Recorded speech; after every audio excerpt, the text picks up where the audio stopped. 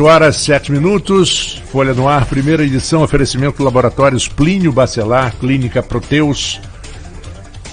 Estamos aqui nos estúdios da Folha FM com o comandante do 8º Batalhão da Polícia Militar, Rodrigo Ibiapina, e nós colocamos aqui um assunto que não é especificamente um assunto de violência, mas é um assunto que diz respeito à atuação de um policial, quer dizer, no que ele recebe de informação e treinamento, e também o lado humano de ter... Isso é uma cidade no interior de São Paulo que um policial atingiu 2 cães pitbulls que estavam muito ferozes com o seu dono caído. Se ele fosse mais jovem, porque a gente sabe muito bem, os médicos falam, né, que um ataque do coração aos 45 anos normalmente não dá nem tempo. Como ele tinha 70 e poucos e tinha aquela famosa circulação colateral, deu tempo, mas se tivessem uns cães ali, não teria como. Vamos lá, então. Nesse caso aí foi uma escolha, né? Uma escolha até acertada. Lamenta-se pela morte dos cães, mas é o cão, né? O outro não sobreviveu. Mas é até um instinto de defesa, né? O cão estava lá defendendo. Isso aí é famoso. Mas enfim, a vida do ser humano estava acima disso, né? Arnaldo.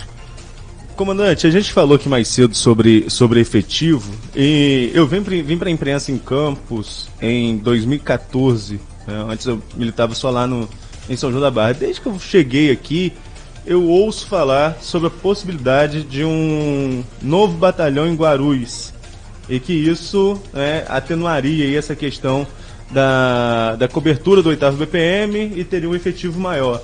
O senhor, como comandante do 8º BPM, tem realmente alguma possibilidade disso se tornar realidade? Olha só, isso é uma política de governo. A criação, nós temos uma companhia, né, que estamos buscando recursos para fazer uma reforma na edificação que hoje lá existe. A criação de um batalhão depende muito de tratativas entre o governador e o secretário de Polícia Militar, né? Estudos estão sendo feitos nesse sentido. A gente sabe que a vinda de um batalhão obviamente traz aí um pouco mais de recurso, né? Mas aí fica fora do meu alcance, né? Te dizer assim, se vai ter o batalhão ou não. Agora, que a gente está buscando nesse primeiro momento, até porque um batalhão, na verdade, não precisa acrescer nenhuma edificação no que já existe, né?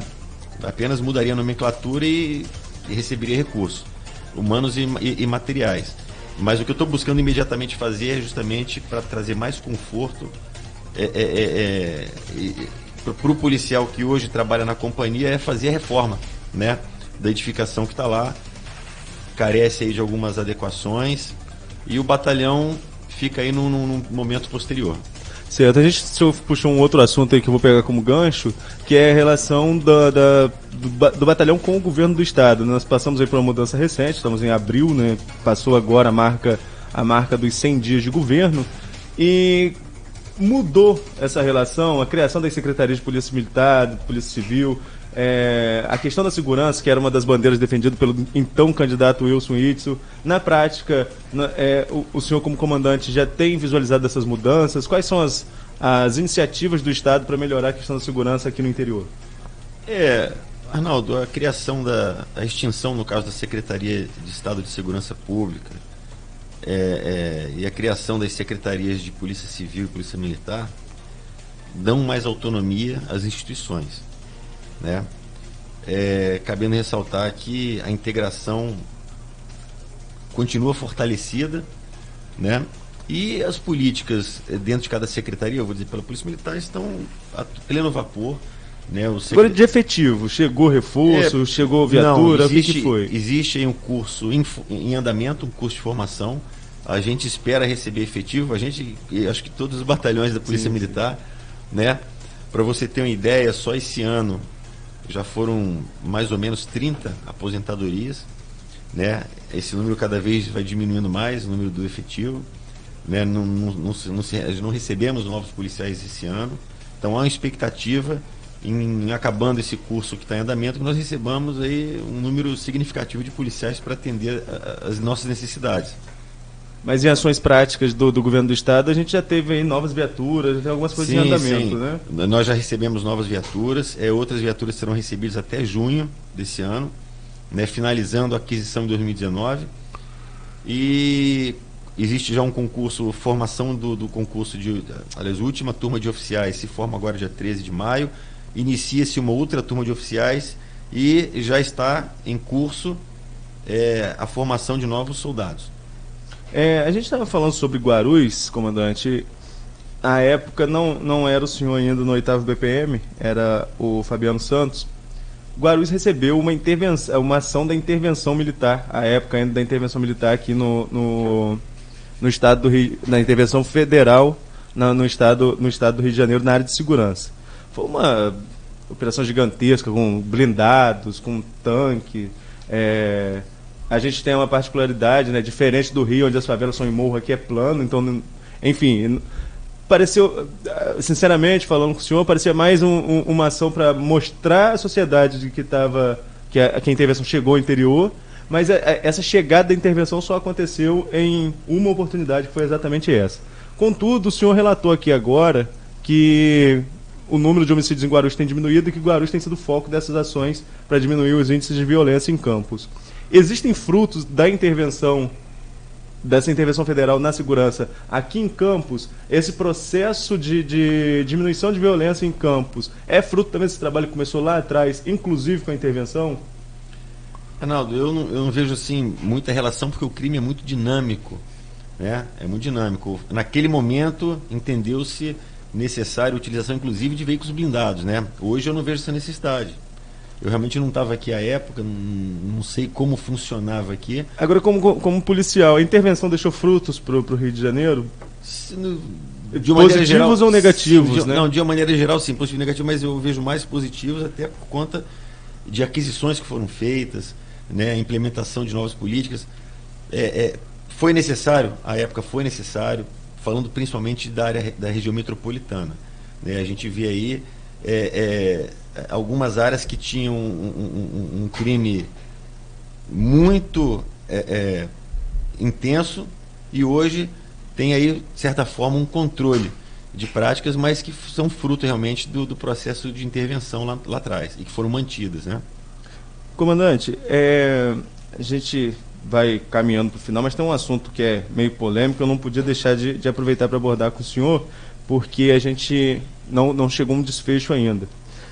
Na terça-feira, a Folha da Manhã trouxe uma matéria relatando uma investigação na Polícia Judiciária que envolvendo policiais em um suposto sequestro com extorsão, e essa investigação está em curso, apesar de a assessoria da Polícia Militar negar, até porque eles falam, a gente não pode confirmar, porque mesmo se tiver, eles não usam essa expressão, mas a gente faz essa leitura. Porque se tiver em andamento é sigiloso e a gente não pode falar nada. Mas existe uma investigação no caso de policial envolvido em sequestro e extorsão. A polícia resguarda o Estado e a gente parabeniza sempre pelo trabalho. Mas agora, como em qualquer ambiente de trabalho, existem também pessoas ali que estão meio que infiltrados, né? São bandidos que utilizam da farda para se infiltrar dentro da corporação. Essas investigações, esse processo, ele é moroso mesmo, da forma que a gente está acompanhando. Está acompanhando isso há um bom tempo. Antes mesmo de publicar, a gente já tinha a informação há mais de 15 dias. Né? Mas é um processo moroso, é um processo também que não pode ser um processo público, né? Porque vai que um policial desse não seja suspeito, mas não seja culpado, você mancha a carreira dele para sempre. Né? Mas como que funciona essa investigação dentro da própria polícia de supostos crimes envolvendo policiais? Arnaldo, você pode ter certeza de uma coisa. Quando a própria Polícia Militar, né, e obviamente a Justiça Militar, elas têm algum processo em mãos, esse policial ele vai ser punido exemplarmente. Todo o processo, né, ele é lento, moroso. Na Justiça comum você vê aí, que a gente cansa de prender, daqui a pouco está cruzando com um criminoso na rua novamente, né? Mas a Justiça Militar, ela é implacável, né? Como você falou, toda profissão tem suas maçãs podres, né? Mas ela trata de forma muito séria os desvios de condutas e os crimes, né, praticados por policiais Teve um ano, acho que ano passado, foram mais de 200 policiais excluídos, né?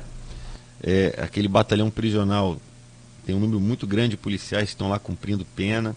Então, assim, o que eu posso te dizer é que eu confio na Justiça Militar, né?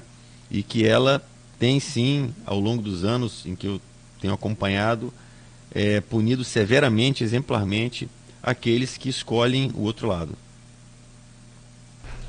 Isso a gente até conversou sobre, citamos o caso de Nova York, né? Que, olha, não temos como demitir ou afastar todos os policiais que nós desconfiamos que estejam envolvidos com a corrupção. Então foram criados elementos para evitar a corrupção. Então criaram benefícios familiares, como uma universidade para os filhos, seguros, governos de saúde maravilhosos e tal, para que o policial pensasse 15 vezes antes de se envolver numa corrupção, principalmente nas pequenas corrupções. E aquelas grandes monumentais, ninguém consegue mexer, muito difícil realmente. Mas... e ressalte-se que a polícia de Nova York, lá atrás, antes desse processo que você está falando, Marco Tony, era uma polícia tida como muito corrupta. Muito, muito. Inclusive o famoso caso verídico do Sérpico, que era um policial que foi... caiu numa armadilha de próprios colegas, porque ele não aceitava, em hipótese alguma, nenhum tipo de propina, né, de bribe, como eles chamam, e ele foi, armaram para ele, só que não mataram. E como não mataram, mais de 300 policiais foram presos e afastados, e isso coincidiu com a vinda do Rodolfo Giuliani, né? O famoso tolerância zero, aquela coisa toda, o prefeito que deu uma limpada em Nova York. Continuando aqui, alguns outros assuntos que a gente precisa abordar, porque quando a entrevista é boa o tempo vai embora, né? A gente acaba esquecendo de alguns pontos aqui, que a gente vai entrando quase que num bate-papo e vai fugindo de algumas questões. Recentemente, a Folha também trouxe uma matéria, comandante, sobre remoção de veículos apreendidos em operações do Estado. Os veículos agora eles estão sendo levados para Cordeiro, o que causa um certo transtorno ao contribuinte, mesmo que esteja inadimplente, porque se ele vai ter o veículo apreendido, algum problema com o veículo tem, então a gente tem que também botar os dois lados aí dessa questão. E esses veículos são levados agora para Cordeiro, município aqui na região serrana do município, do nosso estado. Enquanto isso, aqui no nosso município, o Pátio Norte tem um contrato em vigência com o município que poderia ser um local de guarda desses veículos apreendidos. Essa opção do Estado, inclusive essa empresa de Cordeiro, acabou aí o suposto dono sendo preso em uma operação recente do Ministério Público. Não é difícil de entender. Se a gente tem uma coisa aqui em Campos que poderia solucionar, tem que ir para Cordeiro e ainda ter uma empresa envolvida em um escândalo desse, para explicar à população, não é meio complicado? Arnaldo, isso aí é uma questão contratual, né? É porque nós temos aí diversos órgãos executivos de trânsito. É aquele órgão que detém a competência sobre determinada via. Por exemplo, o órgão executivo de trânsito em Campos pertence à prefeitura. Então, ela tem um contrato estabelecido com determinada empresa, que eu acho que é o Pátio Norte, e vai lá. Sim. Nós temos o Detro, que faz a fiscalização rodoviária. Então, ele tem um contrato com outro órgão. Nós temos o Detran, que é o Executivo de Trânsito do Estado, né? Tem outro DR, também, que cuida das rodovias estaduais. Então, cada órgão faz um contrato, né? E para poder utilizar determinado pátio. E aí tem que ver quem é que está prendendo. Se for a Polícia Rodoviária Estadual, que ela tem delegação de competência da Fundação DER, ela vai ter que levar para o pátio contratado pelo DER. No caso de Cordeiro, salvo engano, é o Detran. Foi uma operação lei seca. Pois é, então ele vai levar para onde tem um contrato dele, né? A gente, há mais de 2 semanas, a Polícia Militar não está mais atuando no trânsito, né? E nós levávamos, inclusive, para o Pátio Norte. Essa história da lei seca é uma coisa interessante. O motorista, sob o efeito de álcool, ele não pode dirigir, mas nada diz que o carro deve ser apreendido. Nada diz. Inclusive no Rio de Janeiro, a primeira coisa que o policial pergunta é o seguinte: você tem alguém que não bebeu que possa manejar o carro e levar daqui? Porque se não tiver, liga, busca, chama, porque o carro não tem que estar apreendido. Sim, a condição é se não houver condutor habilitado, né, para levar o veículo. Aí a polícia também não pode ficar cautelando aquele veículo. Claro, vai lógico, levar para não o depósito. pode. É lógico. Mas no caso de você poder, mas tem polícias que não permitem que as pessoas, tem locais que as pessoas não têm o direito de ligar e chamar alguém. E isso aí também cria uma série de controvérsias, como o problema do IPVA. Né? Já se provou por A mais B que o IPVA ele tem a mesma origem de imposto do IPTU. Eles são impostos semelhantes, juridicamente falando, não sei como é que chama isso, mas de qualquer forma, se você tem o seu IPTU atrasado, ninguém lhe impede de ir para o seu apartamento. E o IPVA já está até mais do que sacramentado, porque mesmo com o IPVA atrasado, você pode licenciar o carro. E se o carro está licenciado, ele não pode ser apreendido porque o IPVA está atrasado. Só se varar um ano, se entrar no exercício do ano que vem. Não é uma confusão de regras que causa isso? Nós temos uma coxa de retalhos. Trabalhei muito tempo até no Detran, e nós temos aí a própria lei, né? Tem o CTB, nós temos várias resoluções, todo dia tem edição de uma nova resolução, portaria. Então isso confunde muito a gente que fiscaliza. Exato. Ele não faz de maldade, ele faz porque ele fica confuso. Fica confuso em algumas situações então os adendos vão surgindo e tem, por exemplo, vou te dar um exemplo aqui de uma coisa que mudava muito. Você sai com um veículo 0 km da concessionária. Então já foram vários os prazos para você emplacar. Já foi de 5 dias corridos, depois 5 dias úteis, depois 15 dias, caiu para 10. E, quer dizer, então são alterações que cientificamente não tem nenhuma metodologia ali para... Tanto é que por que foi 5 úteis, depois corrido, depois 15, voltou para 10. Então, mas é isso aí, né? Então, o IPVA, por exemplo, hoje já não dá apreensão. Isso. Né? Não dá apreensão. Mas já deu, lá no passado. Já deu. O senhor sabia que um carro com 15 anos de não idade... paga IPVA? Aqui no Rio de Janeiro, porque em São Paulo é só 20. Como é que pode isso? Então... Essa diferença de 5 anos. Eu, por exemplo, tenho um carro... Deve ser também pela cobrança, né? Que a do Rio é bem superior do que as outras. Né? Pode ser também, mas de qualquer forma, lá só com 20 anos de idade é que o carro fica isento de pagar o IPVA. Ele paga as outras taxas, evidentemente. Sim. Né? E já existem discussões em relação ao IPVA, que não poderia ser cobrado anualmente, porque já se paga nos pedágios, já se paga nisso, já se paga naquilo. Essa discussão agora, exatamente. Tem essa discussão também. Nós ainda temos uns 4, 5 minutos aqui no segmento para encerrar a conversa com o comandante. Comandante, a gente está falando de redução de homicídios aqui na nossa região, mas o G1 soltou ontem à noite, lá por volta de 11 horas, meia-noite, um levantamento deles, um levantamento próprio, uma ferramenta que eles criaram de compilação de dados de segurança pública, excluindo o Paraná, que não disponibiliza esses dados, não disponibilizou a eles esses dados, e apontou uma redução de violência em 25%, redução de letalidade violenta em 25% em todo o país. Politicamente, nosso país passou por uma mudança drástica, digamos assim, né? Foi uma guinada total. Depois de 30 anos, mais ou menos, do centro-esquerda no poder, você teve uma ascensão da direita com um discurso muito forte na questão de segurança. Eu queria saber mais a opinião do Rodrigo Biapino do que do tenente-coronel Rodrigo Biapino. Essa questão aí da segurança como bandeira de política e esses dados, você acha que tem uma correlação com relação a isso? Você acha que realmente a população optou por um lado político e isso está tendo práticas no dia a dia do nosso país?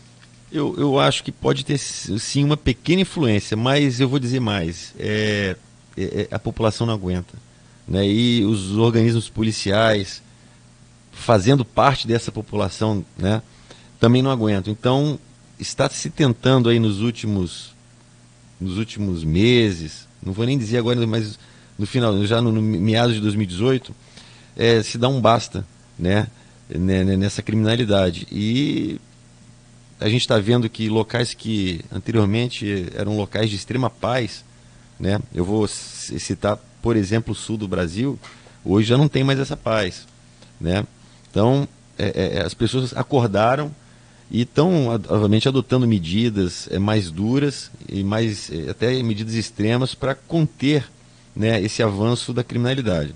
Então, acredito que é uma série de fatores que vem trazendo, que corroboram para essa redução, né? Aí você me pergunta assim, se essa última eleição, se essa mudança, expectativa ajuda, talvez dê um ânimo para o grupo de pessoas envolvidas até na segurança pública, né? Mas eu digo mais que a população não aguentando e junto com toda a estrutura estatal, mudando um pouco a sua rotina e a sua maneira de atuar, buscando novos mecanismos para atuar diretamente no combate à criminalidade.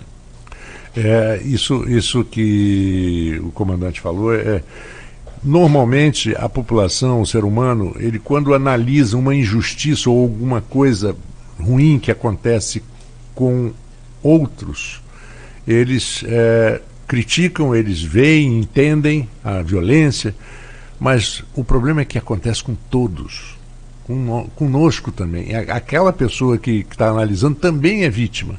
Então você chega um momento em que você diz, não, peraí, eu não aguento mais. E o risco, comandante, também do justiceiro, né? Grupos de justiceiros. Não, peraí, aqui na minha rua não vai acontecer mais. Eu vou começar a dar tiro, começar a matar. E o que o senhor acha disso? É um risco muito grande das pessoas perderem, inclusive, o limite. Sim, com certeza. A gente, obviamente, né, não quer que ninguém faça isso. Que quem tem que resolver o problema de segurança pública diretamente no foco, obviamente que não é só um problema de polícia, mas os organismos policiais, né, que não se faça justiça com as próprias mãos e por conta própria, que se acione. Mas Marco Antônio, é uma situação complexa. Eu vou só exemplificar. Na semana passada, uma dupla de motopatrulheiros da Polícia Militar abordou 2 garotos de bicicleta. E eles tentaram correr, um deles caiu da bicicleta e estava lá no chão, até machucado por conta da queda. Uma senhora que estava passando, que chegou depois, o policial já botou uma algema nele e tal. Que absurdo! Que violência! Aí o policial mostrou para ela que o garoto estava com uma pistola, um simulacro de pistola, e ele tinha acabado de roubar 2 vítimas que já estavam registrando na delegacia. Então, assim, a percepção que as pessoas têm, né? Então, essa senhora, se ela não tivesse visto, ela ia falar mal da polícia, que a polícia é truculenta, mas, primeiro, que não foi o policial que derrubou, e segundo, que ele pegou os 2 adolescentes infratores e ficaram apreendidos, quer dizer, por conta de uma situação ali que ela não estava presenciando no momento. O Marco Antônio levantou uma questão aí de legítima defesa pessoal ou justiça com as próprias mãos em alguns casos. A gente já está terminando. Flexibilização da posse de arma e o debate sobre porte de arma do cidadão comum. Qual a opinião do senhor? Eu vou entrar na mesma situação da Guarda Municipal. Hoje a legislação é rigorosíssima para que a pessoa possa portar a arma. Posse é você ter a propriedade em casa. Isso eu sou favorável, né? Detalhe, existe também alguns requisitos para que você tenha a arma. Você não pode ter não é qualquer um. Não é qualquer um já. E ter uma arma em casa é uma coisa. Como tinha-se antigamente, né? Antes da lei de desarmamento. Agora, o portar a arma, que é mais complexo. Então, acho que para o cidadão comum, né, já é rigoroso, só que eu acho que tem que tornar mais rigoroso ainda, para que eles possam estar portando e, obviamente, andando armados, né? É uma situação complicada. O policial militar, o guarda municipal, as pessoas da segurança que são habilitadas, beleza. Agora, o cidadão comum, eu acho que tem que ter um rigor ainda maior para que ele possa estar portando arma. Mas a possibilidade de porte, o senhor acha que é um debate pertinente? É pertinente. Tem também não vou citar nome, um artista, um cantor, que fez uma pergunta, jogou nas redes sociais: será que eu ganhando salário mínimo, se eu ganhar salário mínimo, eu poderia comprar uma arma? Aí responderam imediatamente: não, você não, porque você já foi preso por porte de drogas, de entorpecente, você já teve isso, aquilo, você não poderia não. Então, acabou a discussão ali, né? E é como o senhor fala, tem que haver um rigor, né? Jamais poderá ser como nos Estados Unidos, que você entra leva na sacola várias armas. Eu vou dizer uma empresa até que já fechou, né, lá nos Estados Unidos, um Kmart da vida, o sujeito entra e compra, né?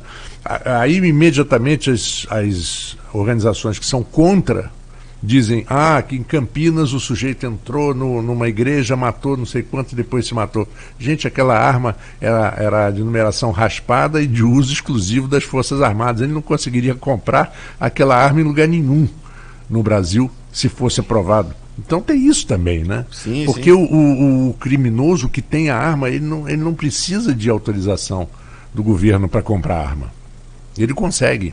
Sim. E armas letais, né, como a gente fala. Verdade. Marco Antônio, a gente está caminhando para o final, né? Exatamente. Então, é só abrir para as considerações finais do comandante. O comandante falou algumas vezes aqui que ele tem origem no sul, né? Santa Catarina, comandante? Santa Catarina. Vai falar um pouquinho sobre essa diferença do trabalho, ou a diferença da questão de segurança no sul, aqui para o Rio de Janeiro, e também aproveitar o espaço para falar sobre as metas do trabalho do 8º Batalhão.